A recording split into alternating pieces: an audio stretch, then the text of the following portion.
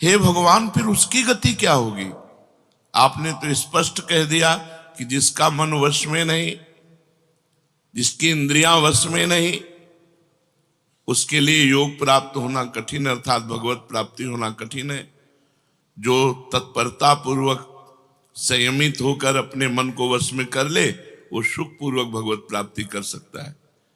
पर उस साधक की क्या गति होगी जिसका मन, बुद्धि, चित्त, अहंकार ये वश में नहीं है, और वो साधना करता है, नाम जप करता है, सत्संग करता है, स्वाध्याय करता है, पर इंद्रिय विजयी नहीं है, मन विजयी नहीं है।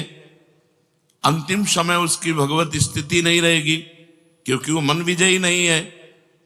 विषयाशक्ति है, असावधानी है, अंतकाल में मन परमात्मा में नहीं लगा, विचलित हो गया, साधन से हट गया, परमात्मा की प्राप्ति नहीं हुई।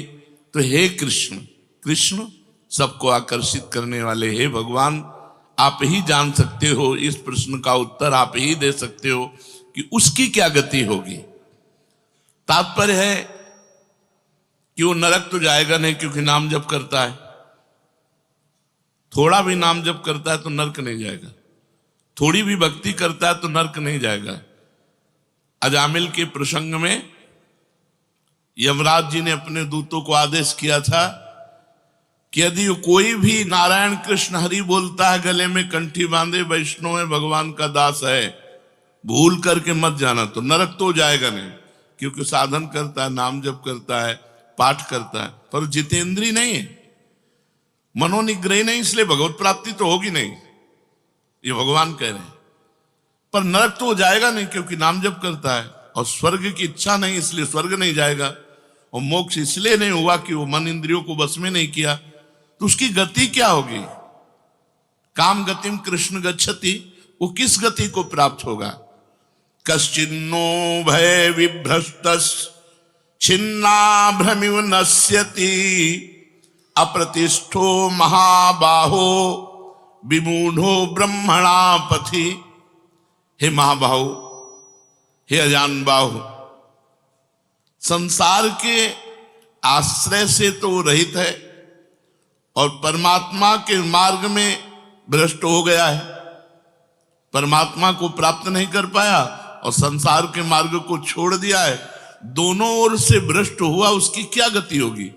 कहीं वो किसी बादलों की तरह छिन्न भिन्न नष्ट तो नहीं हो जाएगा?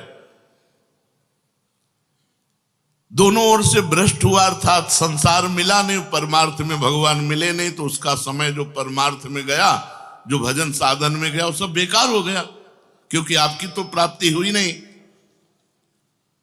एतन्मे संशयम कृष्ण छेतुर्मर्हस्य शेषतः त्वदन्या संशयस्यास्य छेता नाहुपपद्यते। हे कृष्ण, मेरे इस संदेह को सर्वथा छेदन करने के लिए आप ही समर्थ हैं, क्योंकि किसकी क्या गति होगी इसका निर्णय तो सिर्फ भगवान कर सकते हैं। इस संशय का छेदन करने के लिए आपके सिवाय इस सृष्टि में दूसरा कोई नहीं हो सकता, इसलिए आप का गति कृष्ण, उसकी क्या गति होगी? भगवान बोल रहे हैं, बहुत सुंदर बोल रहे हैं। पार्थ नैवेह नामुत्र विनाशस्तस्य विद्यते नहि कल्याण कृत कश्चित् दुर्गतिम तात गच्छति। पहली बात है कि उसकी दुर्गति नहीं होगी, ये तो बस पक्की मान लो।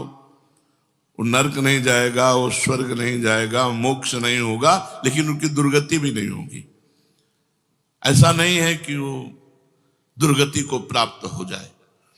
जिसको अंतकाल में भगवान का स्मरण नहीं होता, उसका कहीं पतन तो नहीं हो जाता? अर्जुन का पूछना था। इस बात को लेकर के बहुत व्याकुलता थी कि बेचारा साधन कर रहा है, इंद्रियां बस में नहीं, मन में बस में नहीं, तो अंत समय भगवान का स्मरण नहीं होगा तो उसकी दुर्गति हो जाएगी। तो भगवान कह रहे पार्थ नैवेह नामुत्र विनाशस्तस्य विद्यते।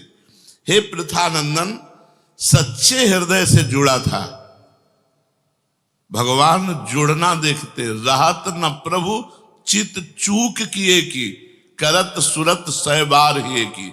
भगवान उसकी क्रियाओं को नहीं देखते, उसके चित्त को देखा, हृदय की बात देखी। वो भगवान से जुड़ना चाहता है, वो भगवान को प्यार करना चाहता है, वो भगवान से मिलना चाहता है, पर इंद्रियां वश में ना होने के कारण, मन वश में ना होने के कारण बार बार वो विषयों में फिसल जाता है, बार बार भोगों में पतित हो जाता है। तो भगवान उसका पतित होना नहीं देखते, भगवान उसका चित्त से जुड़ना देखते हैं। रहत न प्रभु चित्त चूक किए की, करत सुरत सवार हिए की। हृदय की बात देखते, सच्चे हृदय से भगवान में जुड़ना चाहता था। अब उसका पतन नहीं हो सकता, मरने के बाद भी पतन नहीं हो सकता। जितनी उसकी स्थिति भजन में बन गई है, उसके नीचे वो गिर ही नहीं सकता। बहुत बढ़िया बात है। हमारा अगर 100 नाम जप हो गया है तो 101 से चलेगा अगले जन्म में, 99 से नहीं चलेगा। जिसकी जितनी भजन में स्थिति हो गई है, उससे वो नीचे वो नहीं गिर सकता। देखो, पहली बात तो दुर्गति हो नहीं सकती, नरक जाना नहीं है, स्वर्ग जाना नहीं है, दुर्गति होनी नहीं है। आगे भगवान बताएंगे उसकी गति क्या होगी। उसकी साधना जितनी है वो कभी नष्ट नहीं हो सकती। चाहे जितना बड़ा पाप बन जाए, उस पाप का उसे दंड भोगना पड़ेगा, लेकिन उसकी साधना नष्ट नहीं होगी। ये इस मार्ग का बहुत बड़ा सपोर्ट है कि मानो हम दिन भर भजन किया, हमसे शाम के गलती हो गई तो बोले दिन भर का भजन नष्ट हो गया। नहीं, आपका भजन दिन भर का वो है, और जो आपकी गलती हुई वो अलग है। गलती का आपको प्रायश्चित या दंड भोगना पड़ेगा, और भजन आपका सुरक्षित है, वो नीचे नहीं गिरेगा, उसकी साधन सामग्री नष्ट नहीं होगी। ये बहुत हृदय को शीतलता पहुंच। हमने जो नाम जप किया वो हमारा सुरक्षित है, नाम जप वो कभी नष्ट नहीं होगा। उसका पारमार्थिक उद्देश्य भी नहीं बदलेगा। उसने उद्देश्य बनाया भगवत प्राप्ति, वो उद्देश्य भी उसका नहीं बदलेगा। हाँ, कितने जन्म लगेंगे ये उसका प्रयास होगा, प्रयत्न होगा। वो जन्मता मरता रह सकता है, ना भजन उसका नष्ट होगा, कम होगा, ना उद्देश्य उसका बदलेगा। वो लगेगा भजन।